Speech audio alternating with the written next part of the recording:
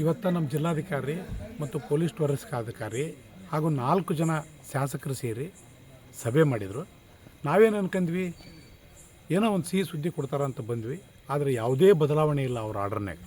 ಏನದು 20 ಚೀಲ ತಗೊಳೋದು, 20 ಕ್ವಿಂಟಲ್ ತಗೊಳೋದು, ಅದ 2400 ಹಂಗೆ ಮಾಡೋದು, ಇಷ್ಟ ಇಟ್ಕೊಂಡು ಕುಂತಾರೆ.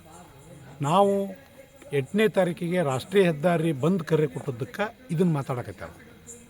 ನಮ್ಮ ಆಗ್ರಹ ಏನು ಅಂದ್ರೆ, ನಾವು ಅದಕ್ಕೆ ಟಿಕಾನ್ ಅದಾವೆ, ನಮ್ಗೆ 2400 ಹಂಗೆ ಖರೀದಿ ಮಾಡಬೇಕು, 100 ಚೀಲ ಹೆಚ್ಚು ಮಾಡಬೇಕು, 100 ಕ್ವಿಂಟಲ್ ಮಾಡಬೇಕು. ಮತ್ತು ಎಲ್ಲ ಕಡೆ ಎಲ್ಲ ತಾಲೂಕಿನಾಗೂ ಖರೀದಿ ಕೇಂದ್ರ ಪ್ರಾರಂಭ ಆಗ್ಬೇಕಂತೆ. ಯಾಕಂದ್ರೆ ನಾವು ಭಾಳಷ್ಟು ಗೊಂಜಾಳ ಬೆಳೆದೇವೆ ನಾವು ಹಾವೇರಿಯರು. ಮತ್ತು ಅದ್ರಾಗ 4ನೇ ಭಾಗ ತಗೊಳ್ಳಿವ್ರು, ಇನ್ನು ಉಳಿದು ಬಿಡಲಿ. ಇಷ್ಟೆಲ್ಲ ಹೇಳಿದ್ರು ಕೂಡ ಬರೇ ಹೋರಾಟ ಕೈ ಬಿಡ್ರಿ, ರಸ್ತೆಗೆ ಬರಬೇಡ್ರಿ, ತೊಂದರೆ ಆಕತಿ ಅಂತ ಹೇಳ್ತಾ ಇದಾರೆ. ನಮಗೆ ಅದು ಅರ್ಥ ಐತಿ. ಆದ್ರೆ ಅನಿವಾರ್ಯ ನಾವು ರೈತ ಬೀದಿಗೆ ಬರೋಕ್ಕೆ ರೆಡಿ ಆಗೀವಿ. ಅವ್ರೇನಾದರೂ ಸಿಹಿ ಸುದ್ದಿ ಕೊಡೋದಿದ್ರೆ, ಈಗೇನು ನಾವು ಕೇಳೇವಿ ಆ ಡಿಮಾಂಡ್ ಈಗಿರೋ ಅಂಥದ್ಕಿಂತ ಹೆಚ್ಚು ಮಾಡೋದಿದ್ರೆ ಅವತ್ತಿನ ದಿವಸನ ಆರ್ಡ್ರ್ ತಗೊಂಬರಲಿ. ಆದ್ರೆ ನಮ್ಮ ಹೋರಾಟ ನಿಶ್ಚಿತ, ನಾವು ರಸ್ತೆಗೆ ಬಂದೇ ತೀರ್ತೀವಿ.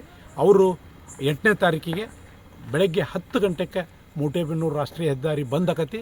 ಅದು ಹೊಳ್ಳಿ ಓಪನ್ ಆಗೋದು ಯಾವಾಗ ಅಂದ್ರೆ ನಮ್ಮ ಬೇಡಿಕೆ ಈಡೇರಿದ ನಂತರನೇ ಆಕತಿ.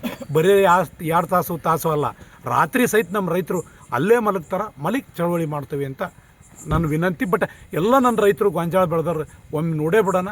ದಯಮಾಡಿ ಎಲ್ಲರೂ ಅವತ್ತು 8ನೇ ತಾರೀಕಿಗೆ ಮೂಟೆಬೆನ್ನೂರು ರಾಷ್ಟ್ರೀಯ ಹೆದ್ದಾರಿಗೆ ತಾವು ಬರ್ರಿ ಅಂತೇಳಿ ತಮ್ಮ ಮೂಲಕನೂ ವಿನಂತಿ ಮಾಡ್ಕೊಂತ